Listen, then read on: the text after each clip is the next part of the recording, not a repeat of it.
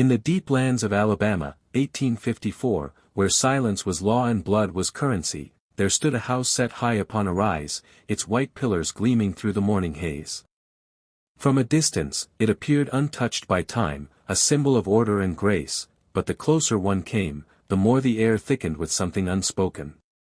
Within its walls lived three sisters, Eleanor, Clara, and Ruth, each bound by duty, each raised to preserve the family name, and each haunted by the same quiet hunger that no prayer could satisfy.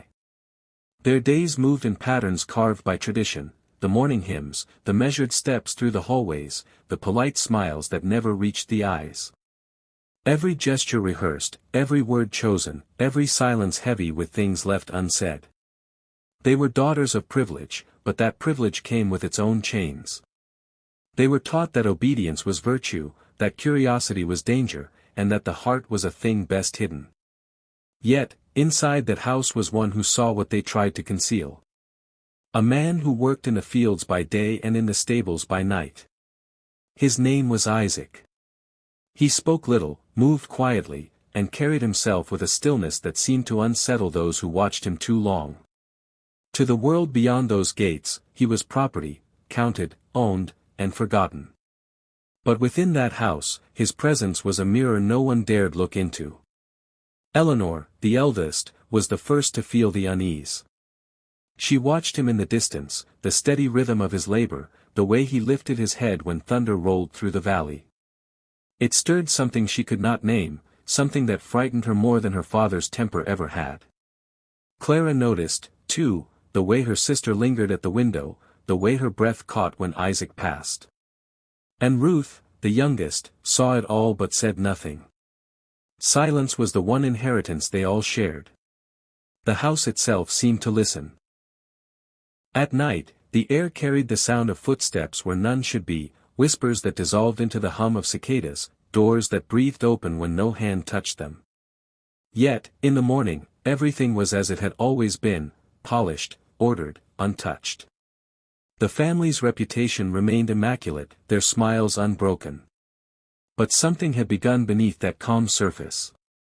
In that world, mercy could be mistaken for defiance, and kindness could be an act of rebellion. What began between those walls was never spoken of, not even between the sisters themselves.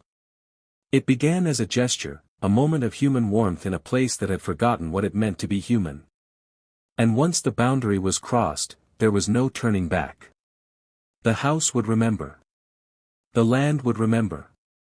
The children, when they came, would carry the memory in their eyes. What began as obedience became the most forbidden legacy their blood would ever carry. The Whitmore estate stretched over 400 acres of Alabama earth, its cotton fields spreading like a sea of white that glimmered beneath the sun. The fences were iron, dark and tall, built as much to keep the world out as to keep its secrets in. From the edge of the fields, the mansion rose in solemn grace, a house carved from wealth, silence, and the heavy expectation that nothing within its walls should ever change.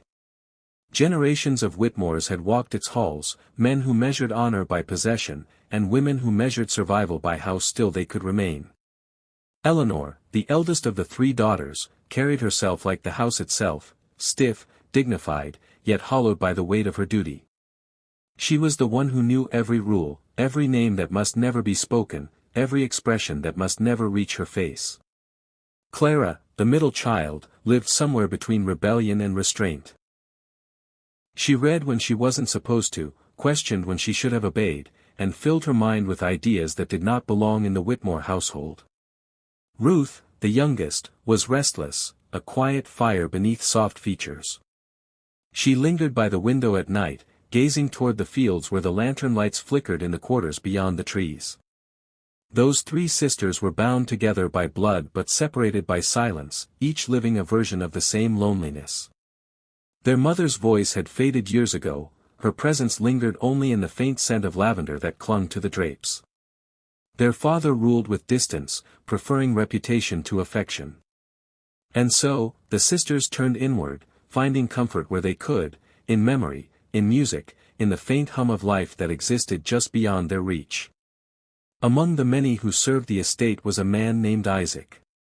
He appeared each morning before dawn and vanished long after dusk, moving with the rhythm of one who had forgotten how to rest. He was tall, his shoulders shaped by the weight of years spent in labor, his silence a kind of shield. He spoke only when addressed, but his eyes betrayed something his words never did, an awareness, a quiet understanding of everything around him. When he walked past, conversations faltered, not because of who he was, but because of what his presence reminded them, that even within the grandeur of the Whitmore estate, freedom was the one thing no wealth could buy. He was both invisible and impossible to ignore. His steps echoed through the marble corridors, his shadow crossed the stables at dusk, his voice, low, steady, carried through the fields when he called the mules by name. The sisters pretended not to notice, yet somehow, their eyes always found him. In the stillness of afternoon, when the air grew heavy and the house fell silent, they could hear him working, each strike of the axe, each drag of the hoe, measured, constant, alive. His obedience was flawless, but there was something beneath it, something unspoken. His silence did not sound like submission, it felt like patience, as if he was listening for something the world could not hear. There was power in that quiet, the kind that does not demand or plead, it simply endures. In the Whitmore house, where every glance carried judgment and every gesture was weighed against the family's name, Isaac's silence became a presence in itself. It lingered in the corners of their thoughts, like a word they dared not say aloud. His eyes spoke of captivity, but his silence held power no one could name. Days within the Whitmore house moved with a careful rhythm, every hour shaped by ritual and restraint. Morning began with the ringing of the bell that echoed through the halls, calling the household to order. Eleanor descended the staircase first, her movements exact and composed. She carried a small leather book where she recorded every task, every request, every item that left or entered the storerooms. She moved through the house like a shadow of her father, calm, efficient, and distant. The servants lowered their heads as she passed, for she had learned early that control was the only armor allowed to women in that world. Clara spent her mornings in the east room, where the light fell through tall windows and danced across her face. She was the dreamer among them, though she hid it behind an air of polite indifference. Beneath the folds of her writing desk, she kept letters, crisp sheets of paper that had traveled from the north, sent by a cousin who wrote of new ideas, of abolition and change. Clara read them in secret, her eyes moving quickly, her heart racing with every sentence. She knew what would happen if her father discovered them. Still, she read. Still, she dreamed. Ruth, the youngest, moved through the house like a question waiting to be answered. She listened more than she spoke. At night, when the others slept, she pressed her ear against the thin wooden doors, hearing the murmurs of servants beyond, hearing stories told in low voices, stories of escape, of freedom, of names whispered across rivers. Those sounds became her lullaby. She envied their courage, their raw humanity. While she lived surrounded by luxury, it was they who seemed most alive. And through all of it, Isaac was there. In the mornings, he carried firewood through the corridors, his step steady, his gaze fixed on the floor. During meals, he moved behind the sisters' chairs, refilling cups, clearing plates, his hands never trembling, his face unreadable. He existed in every room but belonged to none. No one ever called him by name in public, it was as though he were part of the house itself, a piece of furniture that breathed. Eleanor's voice often cut through the quiet, the list of duties, the correction of small errors, the approval of completed tasks. Yet when she spoke to Isaac, something shifted. Her words came slower, her tone softened, as if the mere act of addressing him required caution. Clara avoided speaking to him altogether, though her eyes followed him when she thought no one noticed. Ruth sometimes offered a nod in passing, a brief acknowledgement of his existence, though she never knew why she did. Outside, the world burned in sunlight, inside, everything remained still, as if frozen in amber. The days were a pattern that never changed, breakfast, chores, readings, supper, evening prayer. Each sister wore her composure like a veil, each bound by expectation. The laughter that occasionally filled the rooms never lingered, it dissolved quickly, as though joy itself was forbidden to stay. Isaac's quiet presence threaded through their routines, an unspoken reminder of the world beyond their comfort. The sisters could not name the feeling that stirred when he entered the room, but they felt it all the same. A heaviness that made them lower their eyes, a curiosity that burned beneath their calm surfaces. In that house, emotions were polished away until only duty remained. And yet, in moments too small for notice, the touch of a glass exchanged, the sound of footsteps behind a closed door, the brief meeting of eyes across a table, something began to stir beneath the silence. In that world, kindness was mistaken for rebellion, and loneliness for love. The storm came without warning. The air that afternoon had been heavy, thick enough to taste, and by dusk, the sky had turned the color of iron. The trees bent beneath the wind, and the fields disappeared beneath sheets of rain that swept across the land. Thunder rolled over the hills and rattled the windows of the Whitmore house. Servants hurried to shutter the doors, to move the animals to shelter, but the storm grew faster than their hands could work. Before long, the estate was cut off from the world beyond its gates, roads flooded, fences torn down, lanterns blown out one by one until the house stood alone in the dark. Inside, the sisters gathered in the parlor, the air cold and damp despite the fire that struggled in the hearth. The roof groaned. Water trickled from the corners where the wind forced it through the cracks. Eleanor stood at the window, her jaw tight, watching the lightning flash across the fields. Clara wrapped a shawl around her shoulders, reading the same line from her book over and over without seeing a word.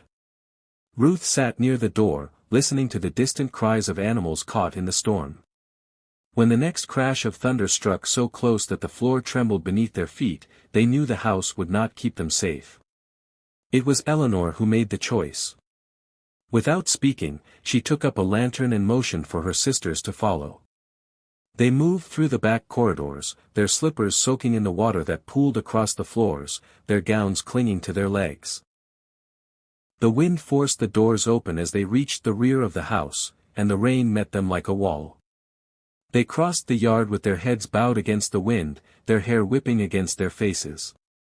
Somewhere ahead, through the blur of rain, a faint light flickered, the servants' quarters. When the door opened, the warmth inside met them like a breath. Isaac stood there, his face half in shadow, his shirt drenched from the storm. For a moment, no one spoke. He stepped aside, wordless, allowing them in. The sisters hesitated, 3 women who had never set foot beyond the thresholds that divided their world from his, but the wind behind them left no room for pride. They entered. The door shut, sealing the storm outside. The quarters were small and plain, the air thick with the scent of smoke and damp wood. A single fire burned low in the hearth, its light flickering over the rough walls. The sisters stood close together, shivering, their fine gowns darkened by rain. Isaac moved quietly, adding wood to the fire, finding blankets, setting them near the warmth. His movements were precise, careful, as if afraid that any sound might shatter the fragile stillness that had formed between them. Eleanor thanked him, her voice low, almost lost beneath the sound of rain. He nodded once, his eyes never lingering. Clara and Ruth sat near the fire, watching him with the unease of those who know they've stepped beyond something sacred and unspoken. The wind roared through the valley, the storm pressing against the walls, but inside, time seemed to still. No one spoke again. Only the rain did, drumming against the roof like a pulse that would not stop. The firelight drew their faces together in the same glow, erasing the lines that had separated mistress and servant, privilege and bondage. For that brief night, they were only people, wet, cold, alive. It did not begin with touch, nor with desire. It began with mercy. The kind that grows quietly, unnoticed, until it becomes something that cannot be undone. And as the night carried on, the wind softened, and the storm passed into the distance. But something of it remained behind, something that neither the dawn nor the silence of morning could wash away. The bond that began that night was not spoken of, yet it would follow them all, long after the rain had dried from the earth. When the storm passed, the Whitmore house returned to its order as though nothing had happened. The rain dried, the fields breathed again, and the walls resumed their familiar silence. Yet, for Eleanor, the rhythm of her days no longer sounded the same. She carried with her the memory of that night, the warmth of the firelight on unfamiliar walls, the sound of rain falling just beyond safety, and the image of Isaac standing in the doorway, still as a stone yet alive in a way she could not forget. At first, she told herself it was gratitude that led her back. She had been raised to believe that every debt must be repaid, that order must be restored. When she went to find him, she carried that thought like a shield. She found him near the stables at dusk, his sleeves rolled, his hands darkened with soil. The air smelled of pine and sweat and the faint sweetness of hay. She thanked him for what he had done during the storm, her voice formal, controlled, her eyes fixed on the ground. He nodded, said nothing, and continued his work. But silence has a weight, and his silence pressed against her resolve. She lingered longer than she intended, her words faltering, her composure thinning. In his presence, the rules of her world felt less certain, as though something inside her was unraveling thread by thread. When their eyes met, she felt the ground shift beneath her, not from fear, but from recognition. It was the first time she had looked at another human being and seen herself reflected back. Not as the dutiful daughter, not as the keeper of the house, but as a woman who wanted to feel real. She called it weakness. She called it a lapse in judgment, a moment she could erase if she prayed hard enough. But later, in the quiet of her room, she would remember the way the air had stilled around them, the way his hand brushed hers by accident and she did not pull away. Shame came swiftly, sharp as glass, yet beneath it lay something truer than anything she had ever known.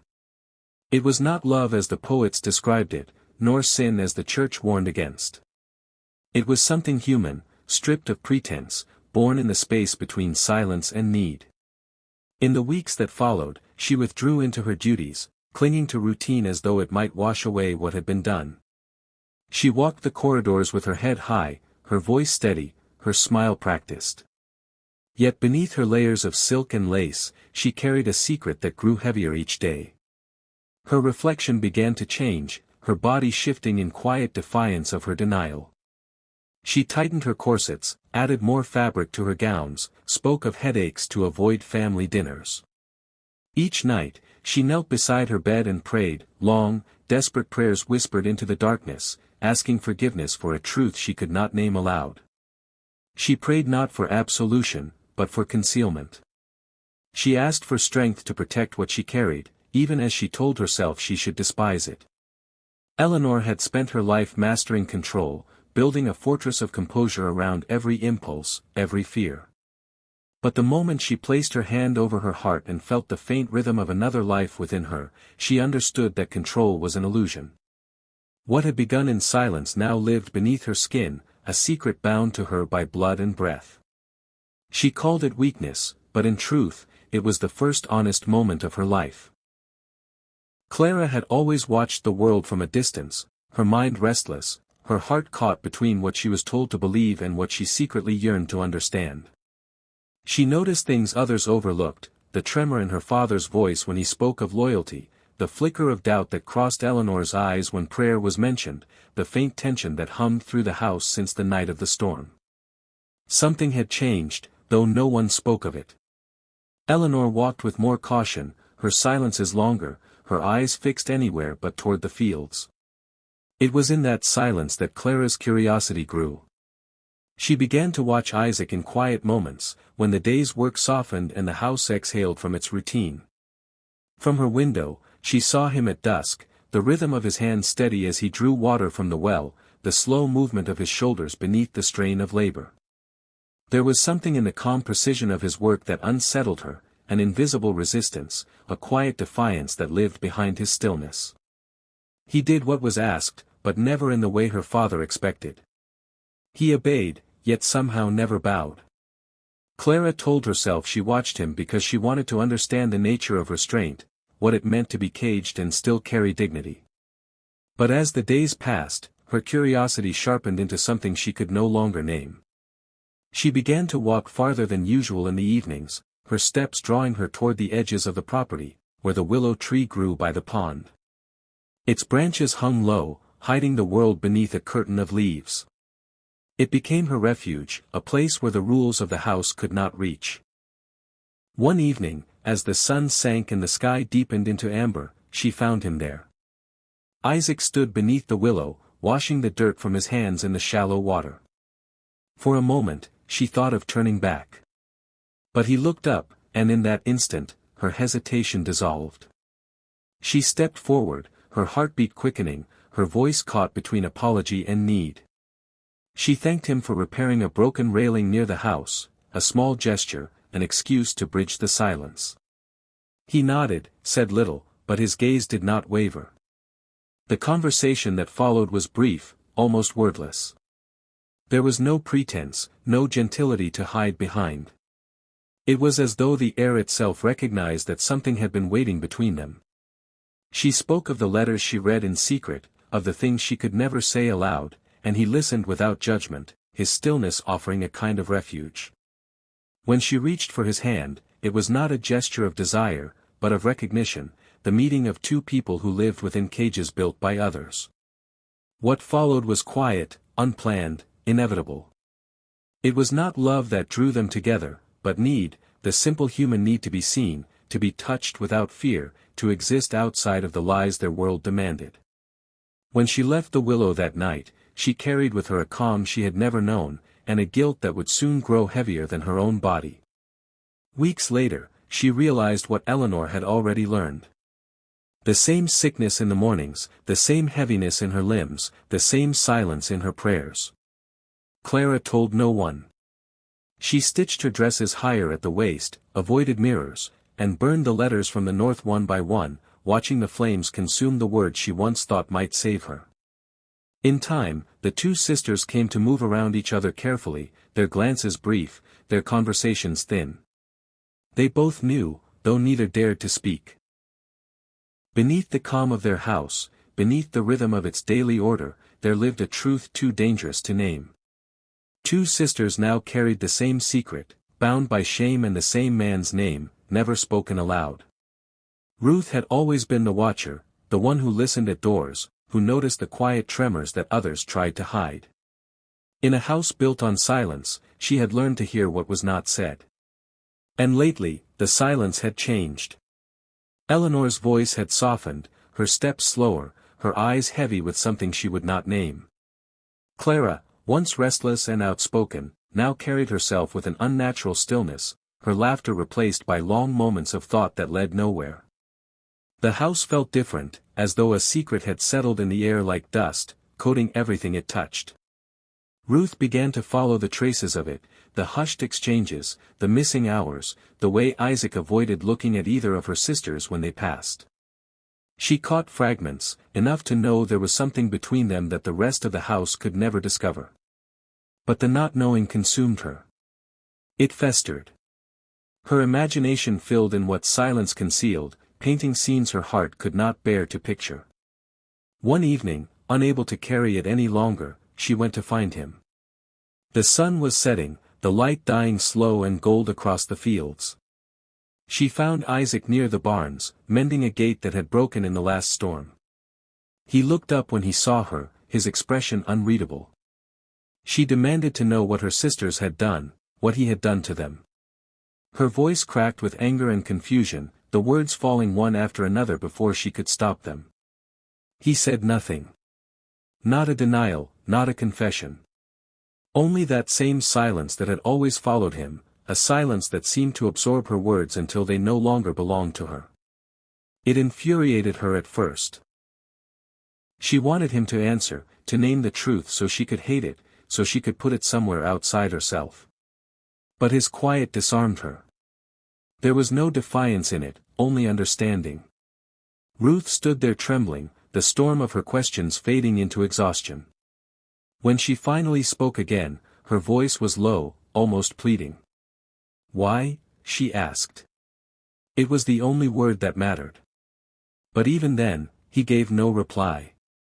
His eyes met hers, and in that gaze she found not guilt, but sorrow. It was enough to unmake her anger. She turned away, but his silence followed her, echoing louder than any confession could have. In the days that followed, she found herself drawn to that silence. What she had once seen as arrogance now felt like truth, a quiet that held no deceit. She began to understand what her sisters had seen, though she would never say it aloud. She crossed paths with him again and again, by the well, by the smokehouse, beneath the shade of the magnolia tree, and each time, fewer words passed between them. The boundaries blurred not with intent, but with familiarity. It happened one evening when the air was still and the sky low with heat. There were no storms this time, no pretense of gratitude or accident of circumstance. Only the pull of something inevitable. What began as confrontation became closeness, and what she sought as truth turned into something altogether different. She wanted answers, but found comfort instead.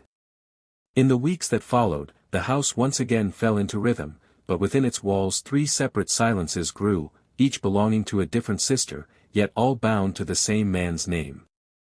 Ruth soon recognized the same signs that had marked Eleanor and Clara before her, the same heaviness, the same dread, the same knowledge that could never be spoken aloud. 3 sisters. 1 man. And 1 secret that could never be forgiven nor forgotten. Each now bore the mark of him. The same father to all their unborns, the same shadow that stretched across every heartbeat of the Whitmore bloodline. It began with a whisper, one spoken too close to an open window, carried by the wind into the wrong set of ears. In a house like the Whitmore estate, where every secret was a threat, words were as dangerous as fire. A servant, tired from a long day and unaware of who might be listening, spoke of what the sisters had worked so carefully to conceal. She said that one of them was ill, that her color had changed, that her waist no longer fit the dresses she used to wear. It was said softly, almost as pity, but pity in that world was a kind of confession. By morning, the whisper had grown teeth. When their father heard it, he did not speak. He simply rose from his chair, set aside the ledger he had been studying, and stared out the window toward the fields. Those who knew him well understood that his silence was never calm, it was a warning. He called for the overseer, then for the housekeeper, and finally for the servant who had spoken. By the time the sun set that day, the whisper had become an accusation, though no one dared to name who it was meant for. Doors began to close earlier. The servants were gathered in the courtyard and questioned one by one. The sisters watched from the upstairs landing as voices carried through the halls, questions sharp as knives, answers trembling with fear. The air in the house turned cold, though the season was still warm. Eleanor kept her eyes lowered, her hands clasped tight enough to leave marks. Clara's heart beat in her throat. Ruth could not stand still. They did not speak to one another, but each knew that the fragile peace they had kept was breaking. The master of the house demanded order. He believed in lineage, in the purity of name, in the perfection of appearances. To him, the very idea that his bloodline might be compromised was a desecration. He paced the study, his boots striking the floor in measured anger, the sound echoing through the corridors. He summoned the physician under pretense of illness, but the questions the doctor was told to ask had little to do with health. Every woman in that house, free or bound, was suddenly under scrutiny. Isaac's name was not spoken, but suspicion has a way of finding its mark. His absence from the main house drew notice, his silence, once overlooked, now seemed deliberate. The overseer was told to keep watch, to report who entered or left the quarters at night. The walls seemed to lean inward, listening. The sisters moved carefully, avoiding each other's eyes, speaking only when necessary. The bond that had once united them now felt like a noose tightening around their throats. Each feared that one word, one slip, might destroy them all. In the evenings, the master sat alone by the fire, his glass half full, his mind turning over the rumor like a stone in his hand. He thought of his daughters, of their mother, of the generations that bore the Whitmore name. And beneath all his anger was a deeper fear, that the foundation he had built his life upon was beginning to crack. In that house, truth was never a matter of right or wrong. It was a weapon, used to protect or destroy, depending on who held it. And when the master began his search for it, he was not seeking justice. Truth in that house was not sought for justice, but for punishment. It happened in the quiet hour between supper and sleep, when the house usually settled into stillness. But that night, there was no peace. The master sat in his study, the single candle before him burning low, its flame bending with each breath he took. He had spent days circling the truth, testing each glance, each hesitation, waiting for the smallest tremor to betray the guilt he already suspected. And now, with the weight of the house pressing down, he called for his eldest daughter. Eleanor entered slowly, her hands folded before her, the faint rustle of her gown the only sound between them. Her father did not look up at first. He simply asked her to sit. She obeyed. The silence that followed was unbearable, two figures bound by duty, separated by a truth neither wanted to speak. Finally, he asked the question that had haunted every corner of the estate. His voice did not rise. It was calm, deliberate, cold. "Whose child do you carry?" She tried to answer, but no words came. Her lips parted, her throat tightened, and her eyes filled before she could stop them. That was all the confession he needed. Her silence was louder than any denial could have been. The man who had built his life on control, of land, of blood, of family, sat back in his chair as the truth hollowed him. When he spoke again, his tone had changed.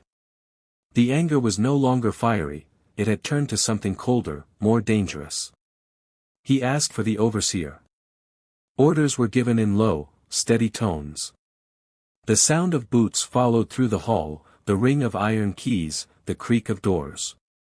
Isaac was taken before the moon reached its height. There was no trial, no chance to speak, no defense to be heard. The men who came for him carried the authority of the house, and he did not resist. He looked once toward the upper window, where three shadows stood behind the curtain, Eleanor's trembling form, Clara's hand pressed to the glass, Ruth's silent tears. They could not move. They could not call out. The air itself seemed to hold them still. Eleanor tried to plead. She knelt before her father, her voice breaking with words that fell like stones, words of mercy, of forgiveness, of understanding. But he turned away. To him, mercy was weakness, and weakness could not survive in a house built on pride. Clara stepped forward next, her voice sharper, her defiance barely held in check. Ruth clung to the edge of the doorway, unable to breathe. But none of it mattered. The decision had already been made, carved into the silence of that night. The sound of hooves on wet earth echoed across the fields as the men rode out, taking Isaac with them. The sisters stood in the doorway long after the lights had gone, their faces pale in the glow of the lanterns fading into the dark. In that moment, blood meant nothing. Only shame mattered. The house that had once stood as their world now felt like a tomb, and the man who had ruled it had sealed not just Isaac's fate, but the future of his own name. Beyond the gates, the night swallowed the sound of the horses. And with them went the only truth that had ever been real within those walls. After that night, Isaac was never seen again. No body was found, no grave was marked, no word ever returned. His name was spoken only in whispers, and even those faded with time. To the outside world, he had simply vanished, one more life erased in silence. But within the walls of the Whitmore estate, his absence was a presence of its own. Every room he had once entered seemed to hold a shadow that would not lift. The air carried his memory in ways the master could not banish, no matter how fiercely he tried. The sisters' grief was not permitted to exist. Their father declared them unwell, citing the strain of southern fever, the fragility of women, and the need for rest away from the estate. Each was sent away under the guise of recovery, but the truth was far less merciful. They were separated, Eleanor to an aunt's plantation near Montgomery, Clara to a distant cousin's home near the coast, and Ruth to a small parsonage far inland. None were allowed to write. None were told where the others had gone. Their departure was quiet, arranged before dawn. The house servants packed trunks under supervision, and the carriage wheels rolled softly over the dirt road so as not to wake the town. To the neighbors, it appeared an act of concern from a devoted father, to the sisters, it was exile. Behind the smiles and goodbyes lay the knowledge that they were being hidden, not for protection, but for shame. Months passed in isolation. Letters never came. Each sister lived under new rules, among unfamiliar faces, carrying the weight of what they could not speak. Their bodies changed. The months grew heavy. And when the time came, each gave birth in silence, away from family eyes and church bells. Eleanor's child was born first, a son, quiet and strong, his features soft yet unmistakable. She stared at him with awe and dread, knowing what his face would reveal to anyone who dared look too closely. Clara's child came weeks later, a girl with the same eyes, dark and steady, unblinking. Ruth, the youngest, labored alone in a cold room as rain fell outside, her cries muffled by the wind. When her daughter took her first breath, the sound broke something inside her that could never be mended. Each child was given a name chosen by others. Their mothers had little say in the matter. Some were sent away, placed in the care of distant families, their origins rewritten. Others were kept near but hidden, raised as wards or cousins, their lineage buried beneath convenience. The sisters, though apart, shared one cruel understanding: they had given life to a truth the world would never allow them to claim. The children never knew their father. No one dared to speak his name in their presence. Yet those who saw them, years later, in different corners of Alabama, often paused, unsettled by the same uncanny familiarity in their gaze. It was the same gaze that once looked upon the Whitmore lands from the fields, the same stillness that defied ownership. Their mothers tried to forget, to move forward, to let time wash away what had been done. But the past has a way of clinging to blood. And no matter how far they were sent, no matter how carefully the story was rewritten, the truth remained, alive in the eyes of the children who carried what their mothers could not bury. Years stretched into decades, and the world around the Whitmore estate began to change. Fields that once shimmered with cotton fell to weeds, and the house on the hill grew quieter, its paint peeling, its grandeur fading into memory. But while time moved forward, the legacy it had birthed refused to vanish. Across Alabama, 3 children, now grown, each unaware of the others, lived lives shaped by the same invisible thread. Eleanor's son was raised as a farmhand on the outskirts of Montgomery. He bore his adoptive family's name but never their likeness. His presence carried a gravity that few could explain. People said he worked with the patience of an older soul, that his silence held something proud, something unlearned yet inherited. He had eyes the color of storm clouds, the kind that lingered too long when they met another's gaze. Clara's daughter lived along the coast, near Mobile. She grew into a woman of startling composure, graceful yet distant. Those around her often said she seemed out of place, as though she belonged to a story no one else could see. She worked in a small trading post, reading every scrap of paper that passed through her hands, searching for something she could not name. When people asked about her family, she always hesitated before answering. Ruth's daughter, raised by the church, grew up quiet and watchful. She sang hymns with a voice that could still a room, though the sorrow in it was something no scripture could explain. She had the same still eyes as her mother, the same unspoken knowledge that life had been decided for her long before she took her first breath.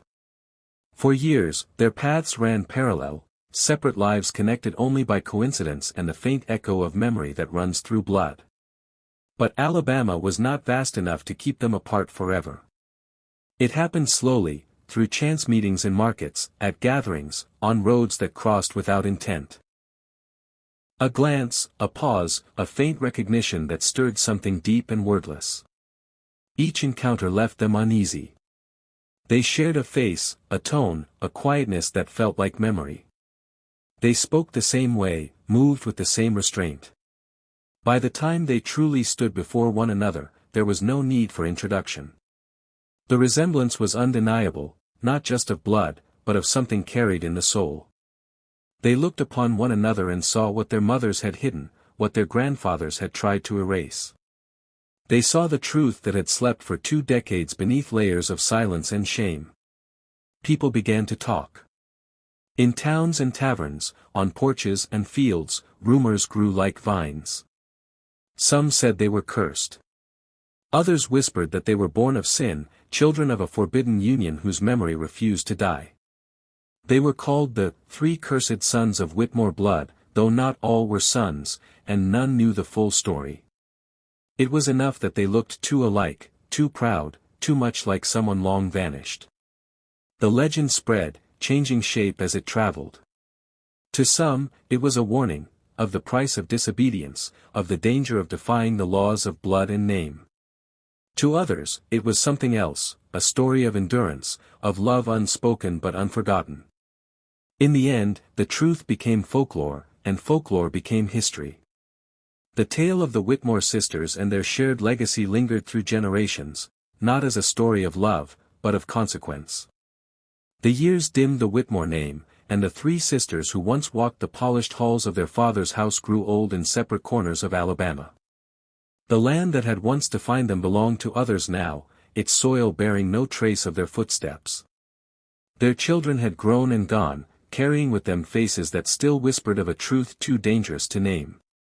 And the sisters, Eleanor, Clara, and Ruth, lived out their final days under borrowed roofs, bound not by reunion, but by memory. Eleanor aged first, her once commanding presence softened by time and regret. She rarely spoke of the past, though sometimes her eyes would fix on the horizon as if waiting for someone who had long ceased to exist. Those who tended to her said she murmured names in her sleep, none they recognized. Before her final breath, she wrote a letter. The ink trembled with her hand, the words barely legible, "Forgive me. I mistook love for weakness, and weakness for sin." She sealed it, but never sent it. Clara lived longer, restless even in her fading years. The fire that had once driven her curiosity burned now as quiet sorrow.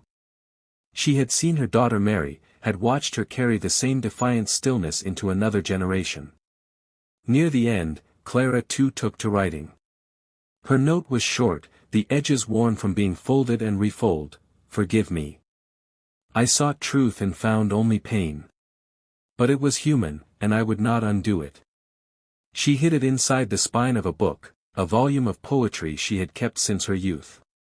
Ruth, the youngest, lived the longest. She spent her final years in a small house near Selma, where she tended to a garden that never quite bloomed. Her laughter, once bright, had grown thin and distant. On the last night of her life, as the rain tapped against the shutters, she asked the caretaker for paper. Slowly, she wrote, "Forgive us. We were only trying to feel alive." When she finished, she folded the letter and placed it by the window.